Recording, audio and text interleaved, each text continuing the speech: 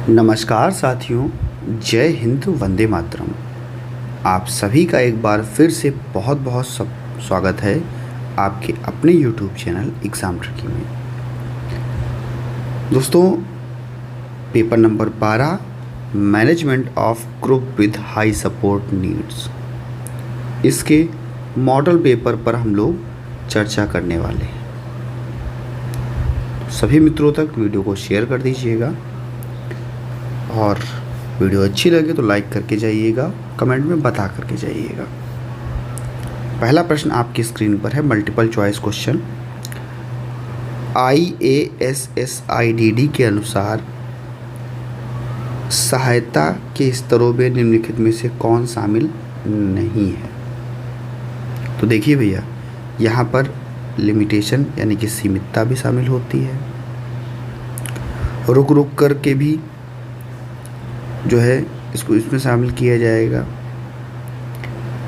Intermediate को भी शामिल किया जाएगा, इसमें व्यापकता को भी शामिल किया जाएगा, लेकिन जो है इसमें स्थायी यानी कि परमानेंट को जो है वो शामिल नहीं किया जाएगा। ठीक है, डी ऑप्शन आपका सही हो जाएगा।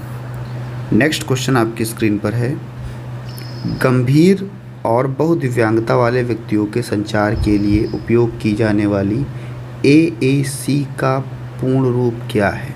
आप जानते हैं, देखो, गंभीर बच्चों के लिए हम लोग AAC का उपयोग करते हैं। ठीक है, आर्गुमेंटिव एंड अल्टरनेटिव कम्युनिकेशन। तो यहाँ पर आप देखोगे बी ऑप्शन में आपको मिल जाएगा।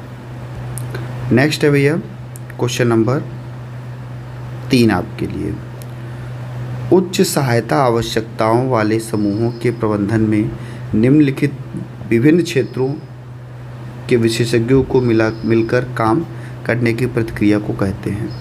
भाई, जहाँ पर आपको पता है कि फिजियोथेरेपिस्ट भी हों, स्पीच थेरेपिस्ट भी हों, जहाँ पर आपका स्पेशल एजुकेटर भी हो, ये सभी जो है कहाँ पर आपको मिलते हैं? तो आप कहोगे सर मल्टी डिस्पेंसरी टीम के अंतर्गत मिलते हैं। सी ऑप्शन को हम सही करते हैं। आकलन के परिणामों की व्याख्या करना, आकलन यानी कि असेसमेंट, तथा व्याख्या करना सहायता कार्यक्रम की योजना बनाने के लिए आवश्यक नहीं है। भैया, व्याख्या की जाएगी तभी तो सहायता कार्यक्रम बनेगा, क्यों नहीं आवश्यक है? तो ये हो जाएगा आपका गलत। ठीक है, नेक्स्ट है आपका, सहायक तकनीक का उपयोग पाठ्य योजना और प्रगत रिपोर्ट तैयार करने में किया जाता है। भाई, सहायक तकनीक का उपयोग पाठ्य योजना बनाई जाएगी, वहाँ पर उपयोग किया जाएगा, बच्चे की प्रगत रिपोर्ट तैयार की जाएगी, वहाँ पर भी किया जाएगा। तो ये बिल्कुल आपका क्या होगा? सही होगा। ठीक है, ट्रू एंड फॉल्स। नेक्स्ट बात करते हैं आपके मैचिंग वाले वर्ड्स की। यहाँ पर देखिए कॉलम आपके सामने दिया गया है, कॉलम ए और कॉलम बी। AAC, अभी आप लोग पढ़ कर के आए AAC के बारे में, संवर्धित और वैकल्पिक संचार। ठीक है, मिलान हो गया। नेक्स्ट है आपका परवेसिव सपोर्ट। आपका जो है परवेसिव सपोर्ट क्या होता है? बच्चे को जीवन भर सभी वातावरणों में निरंतर और गहन सहायता देना। और ऐसे कौन से बच्चे होते हैं? जो गंभीर दिव्यांगता वाले बच्चे होते हैं। ये ऑप्शन आपका सही हो गया। निरम्या हुआ, घरौंधा हुआ, ये जो है राष्ट्रीय आप कह सकते हो या नेशनल ट्रस्ट एक्ट, निराम्या योजना हो गई आपकी, घरौंधा हो गई, ये दोनों योजनाएं जो हैं आपके नेशनल ट्रस्ट एक्ट NTA के दौरान संचालित की जाती है। और MDPS आप जानते हैं, मद्रास डेवलपमेंटल प्रोग्रामिंग सिस्टम, एक प्रकार का आपका असेसमेंट का टूल है। ठीक है, याद रखिएगा, मूल्यांकन लिखा हो, फिर मैं बता रहा हूँ, मूल्यांकन लिखा हो हिंदी में और इंग्लिश में लिखा हो इवैल्यूएशन। ठीक है, और हिंदी में लिखा हो आकलन और इंग्लिश में लिखा हो असेसमेंट। असेसमेंट लिखा हो इंग्लिश में और ये लिखा हो तो बिल्कुल सही है, ये दोनों बिल्कुल सही हैं। लेकिन आकलन लिखा हो, सॉरी मूल्यांकन लिखा हो हिंदी में और लिखा हो असेसमेंट इंग्लिश में, ठीक है, तो असेसमेंट को लिख कर के आइएगा, क्योंकि इंग्लिश वाला वर्ड सही होता है। अभी देखो मैं आपको बताया देता हूँ, इसी वीडियो में आपको एक उदाहरण मिल जाएगा। उच्च सहायता आवश्यकताएं।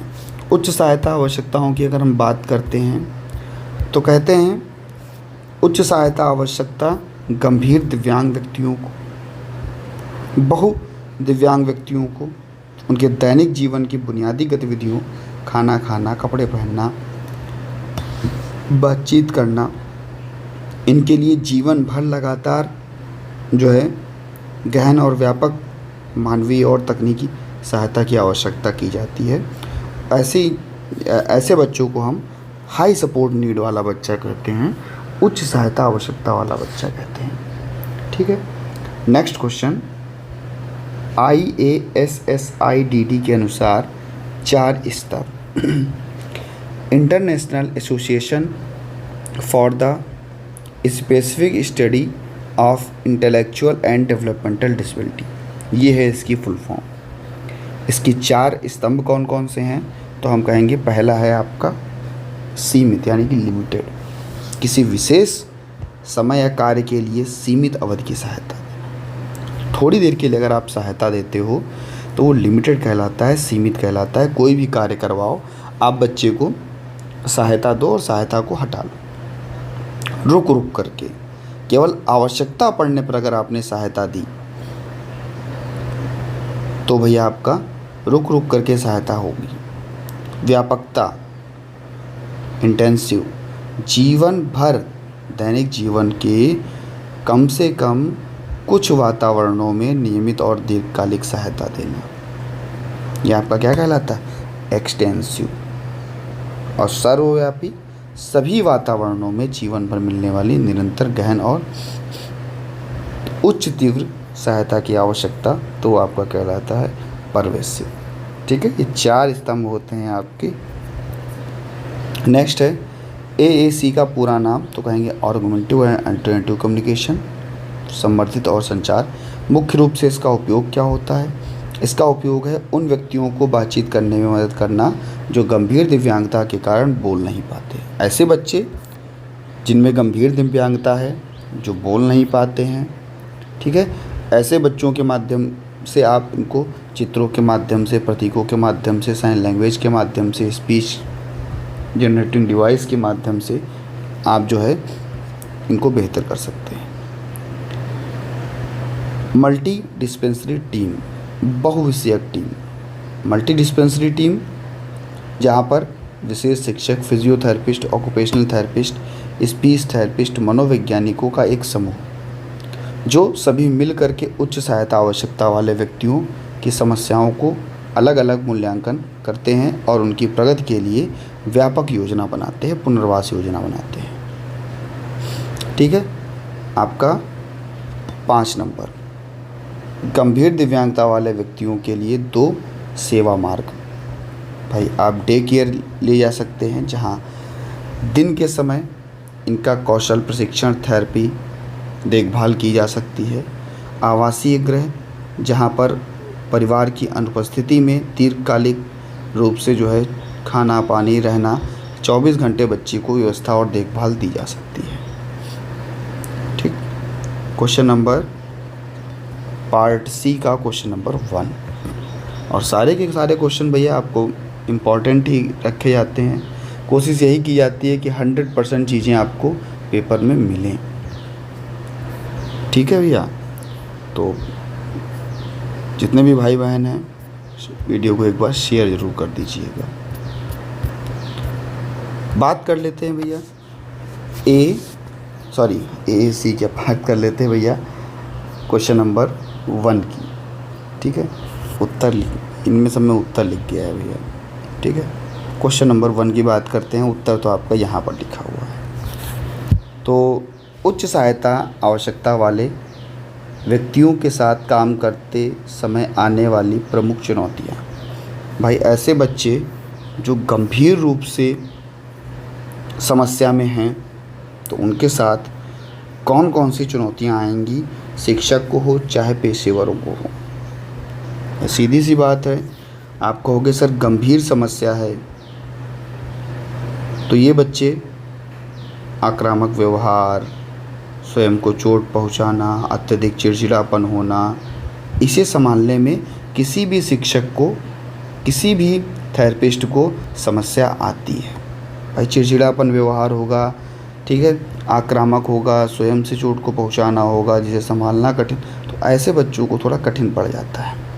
बच्चे में कम्युनिकेशन की कमी होती है, अगर संचार की भी कमी है, अपनी इच्छाओं को नहीं बता पाएंगे, अपने दर्द को नहीं बता पाएंगे, किसी भी बीमारी को नहीं बता पाएंगे, क्या कारण है हम नहीं ये पता लगा सकते, तो इसमें भी चुनौतियाँ आती हैं।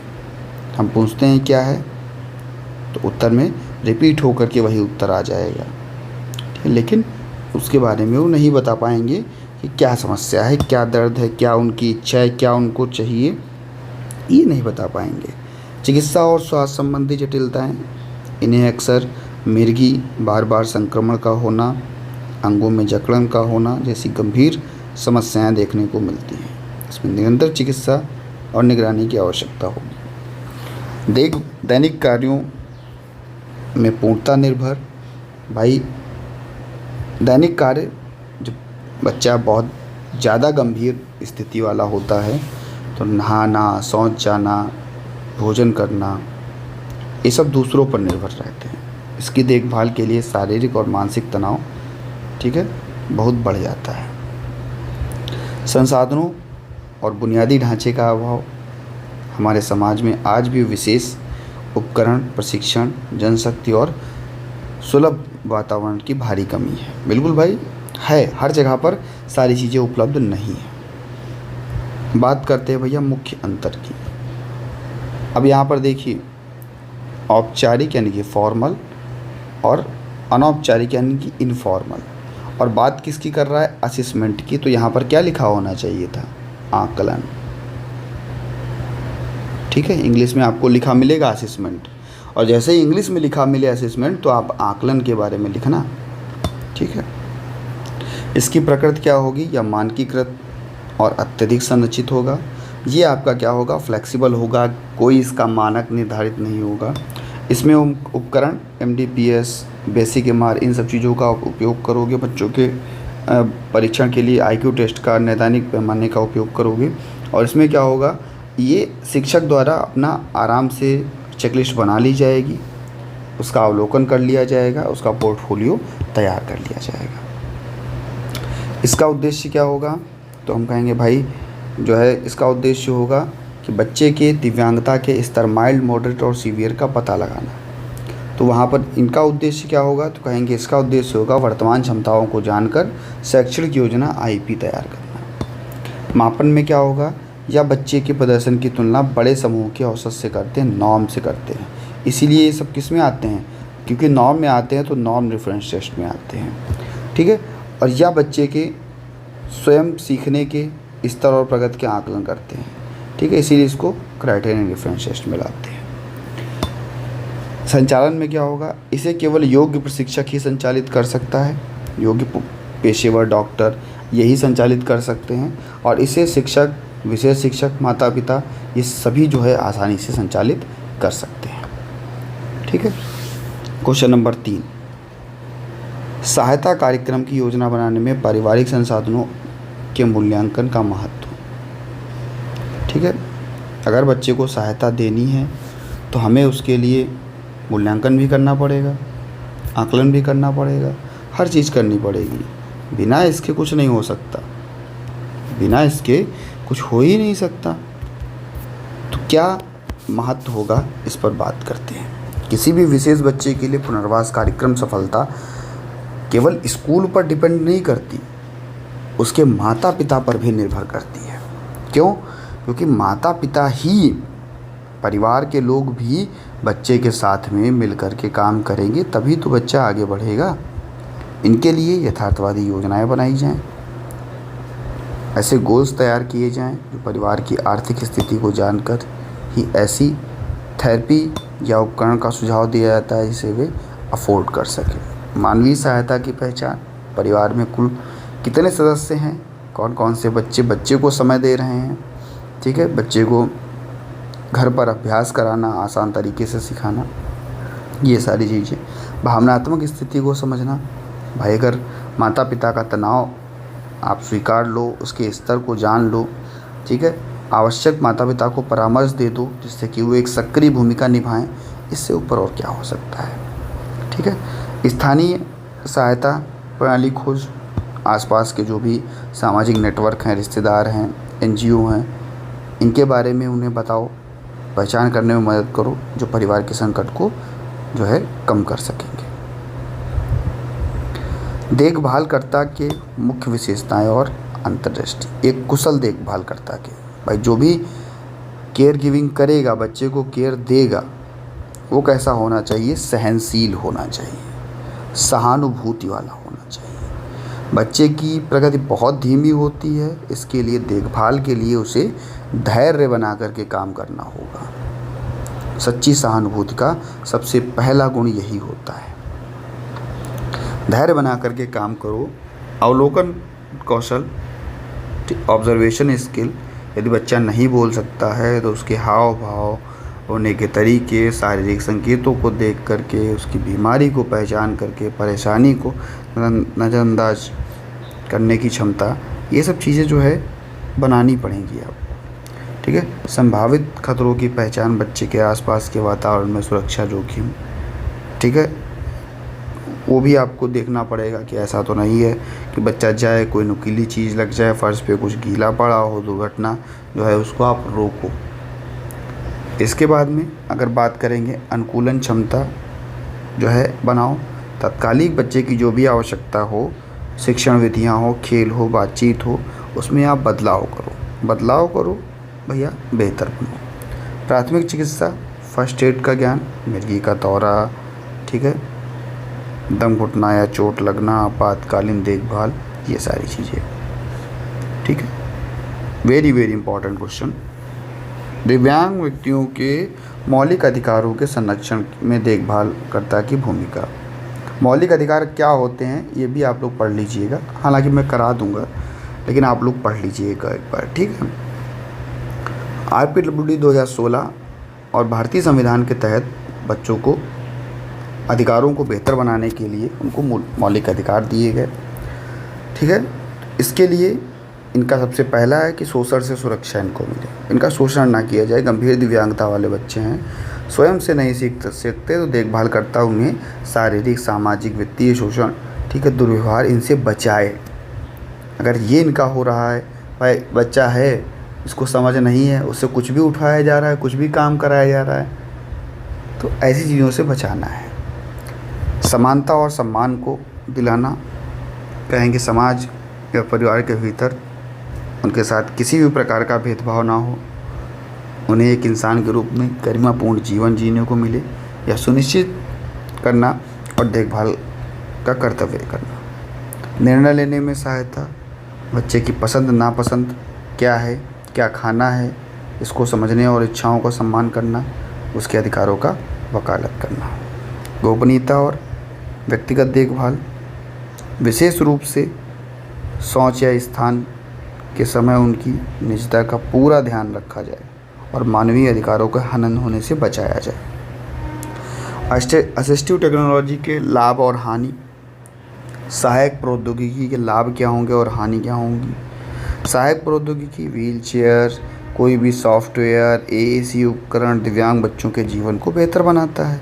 कुछ नकारात्मक पहलू भी होते हैं, लाभ हैं तो हानियाँ हैं, कोई भी चीज़ हो। आत्मनिर्भरता में वृद्धि या उपकरणों की मदद करने में व्यक्ति को भोजन करने, गतिशीलता, दैनिक जीवन के लिए दूसरों पर निर्भर रहने से बचाती है। बिल्कुल भैया बचाएगी, ठीक है। संचार और समावेशन की बात करते हैं तो जो बच्चे बोल नहीं सकते, कंप्यूटर या स्पीच डिवाइस के माध्यम से बात नहीं कर पाते, तो ऐसे बच्चों के लिए समाज की मुख्य धारा से जुड़ने का एक अच्छा अवसर मिलता है, ठीक है। सीखने की प्रक्रिया में सुगमता, कहेंगे विशेष board, screen reader, customize apps, इन सभी चीज़ों के जरिए गंभीर दिव्यांगता वाले जो बच्चे होते हैं अपनी गति के अनुसार शिक्षा को ग्रहण करते हैं। ठीक है, मुख्य 3 हानियाँ और सीमाएं क्या होती हैं, तो कहेंगे अत्यधिक महंगी होती है। बिल्कुल भाई, ज़्यादा महंगी होगी, व्हीलचेयर भी महंगी होगी, कस्टमाइज भी होगी। ठीक है, आई ट्रैकिंग डिवाइस भी महंगी होगी, आम आदमी इसको नहीं खरीद सकता। ठीक है, इसीलिए सरकार क्या करती है कि मुफ्त में भी कहीं कहीं पर प्रोवाइड कराती है। दूसरा है रखरखाव और तकनीकी जटिलता। इन उपकरणों को नियमित चार्जिंग, सॉफ्टवेयर अपडेट और मरम्मत की आवश्यकता होती है।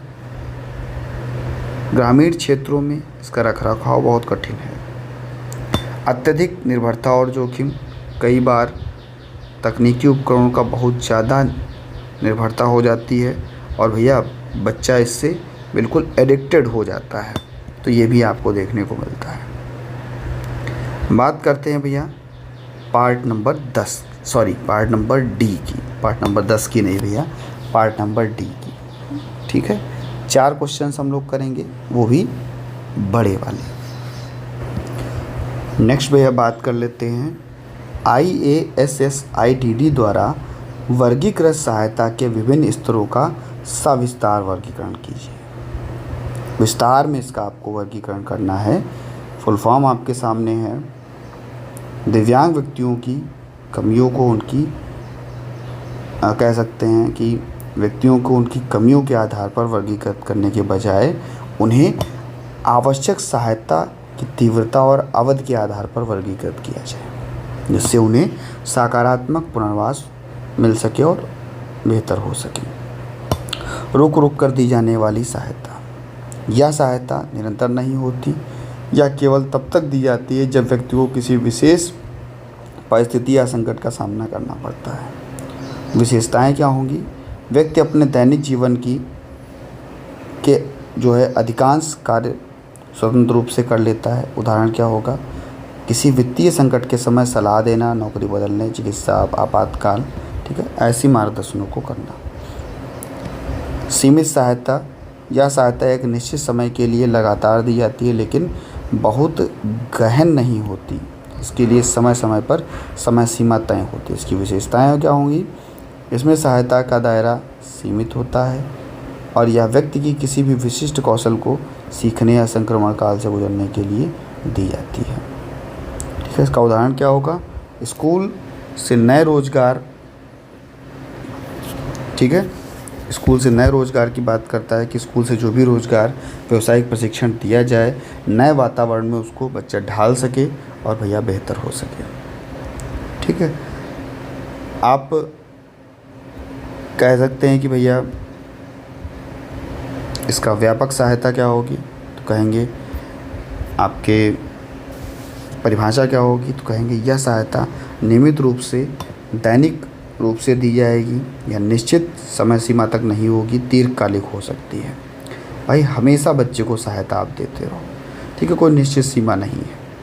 व्यक्ति को जीवन के कम से कम कुछ मौखिक क्षेत्रों में निरंतर मदद की आवश्यकता होगी, इसके बिना आत्मनिर्भर नहीं हो पाएगा। दैनिक जीवन से दवाइयाँ याद दिलाना, ठीक है, सामाजिक कौशल करना, विशेष विद्यालय, इन सब चीज़ों का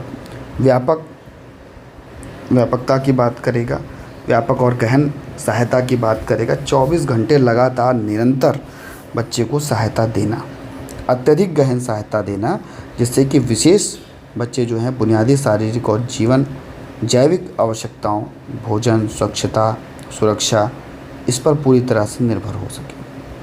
ठीक है, गंभीर रूप से दिव्यांग बच्चे जो हैं व्यक्तियों की देखभाल, ठीक है, ये सब चीज़ों को कर सकें। दूसरा है भैया उच्च सहायता आवश्यकता वाले बच्चों के वर्तमान कार्य स्तर के मूल्यांकन की प्रक्रिया।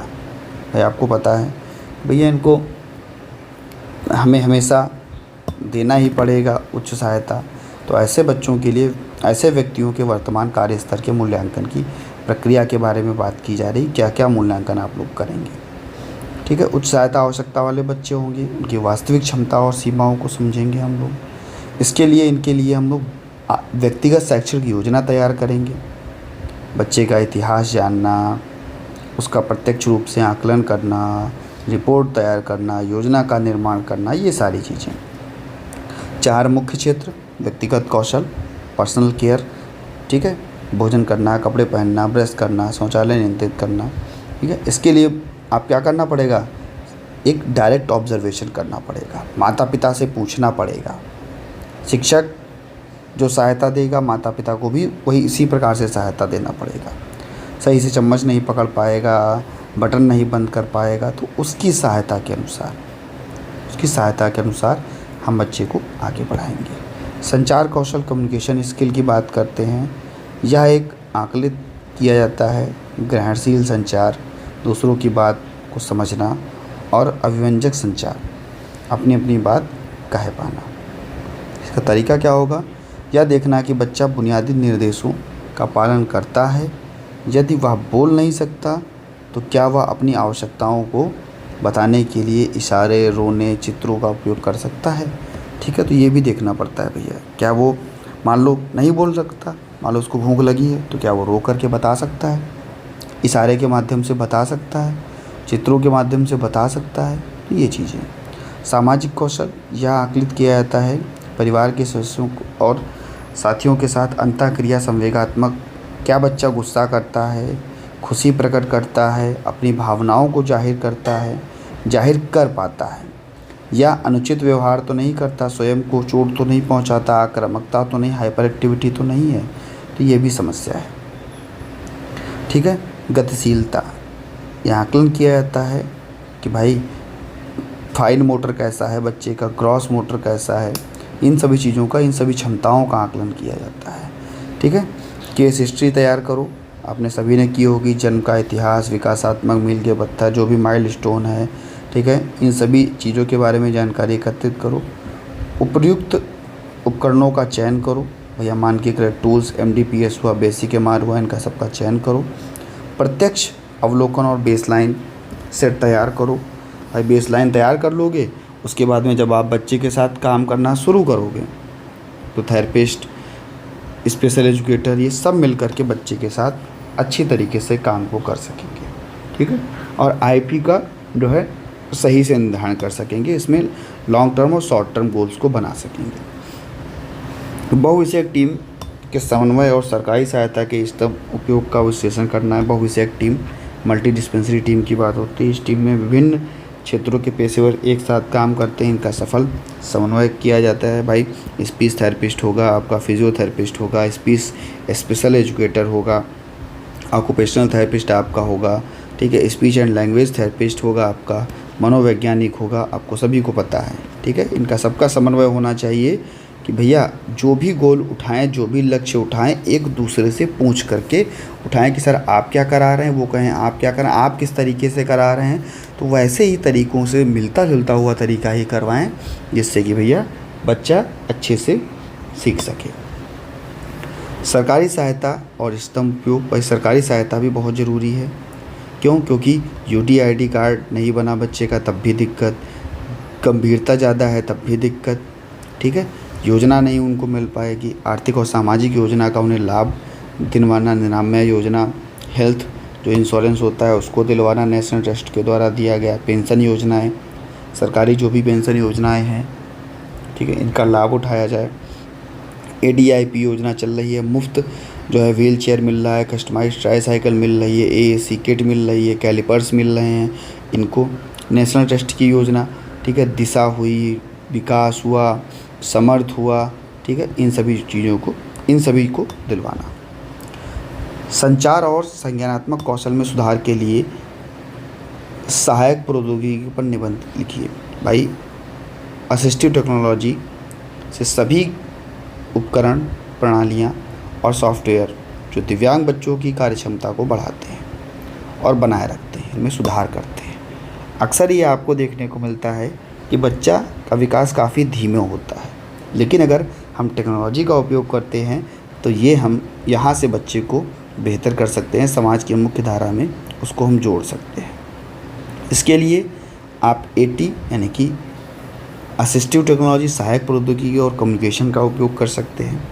संचार की बड़ी जो बाधा होती है दिव्यांग बच्चों में वो आप कम कर सकते हैं। भाई संचार नहीं करते, बाधा होती है एक, ठीक है। इसके लिए आप समर्थित वैकल्पिक संचार ऐसी तकनीक का उपयोग कर सकते हैं। ठीक है, जैसे इसमें आप देख सकते हैं पिक्चर एक्सचेंज कम्युनिकेशन सिस्टम, आप इसका उपयोग कीजिए। कम्युनिकेशन बोर्ड का आप उपयोग कीजिए। ठीक है, हाईटेक एटी का उपयोग कीजिए। ठीक है, SDGs, आई ग्लास टेक्नोलॉजी, आप इनका उपयोग कीजिए। उसके बाद में संज्ञानात्मक कौशल में सुधार के लिए सहायक प्रौद्योगिकी, भाई अगर बच्चे का आपको मस्तिष्क सुधार करना है, जहाँ पर बच्चे का अटेंशन इम्प्रूव हो, मेमोरी इम्प्रूव हो, तो वहाँ पर आप बच्चे को सेंसरी रूम्स में ले जाएं, SI रूम में ले जाएं, मल्टी सेंसरी इन्वायरमेंट में ले जाएं। हम लोग कहते हैं ना विजुअल, ऑडिटरी, कैनेस्थेटिक, टैक्टाइल, ऐसी जगहों पर ले जाएं। ठीक है, स्मृति और दैनिक प्रबंधन किया जा सके जिनका। ठीक है, आप बच्चे को विजुअल शेड्यूल दिखाएं, कस्टमाइज करके दिखाएं आप, खेल के माध्यम से, आकार के माध्यम से, संख्या के माध्यम से, कारण को प्रभावी बनाना। ठीक है, इसके माध्यम से आप लोग करा सकते हैं। तो कैसा लगा आपको वीडियो ज़रूर बताइएगा। मिलते हैं भैया नेक्स्ट वीडियो में, तब तक बने रहिएगा आपके अपने चैनल एग्ज़ाम ट्रिकी पर। 87,000 का परिवार आप सभी का बनाने के लिए बहुत बहुत धन्यवाद। टारगेट है भैया 3,000 का परिवार, और आप लोग बढ़ा करके 90,000 का परिवार कर लीजिए भैया। सबसे बड़ा परिवार, एग्ज़ाम ट्रिकी परिवार, सबसे बेहतर परिवार। मिलता हूँ भैया नेक्स्ट वीडियो में। धन्यवाद।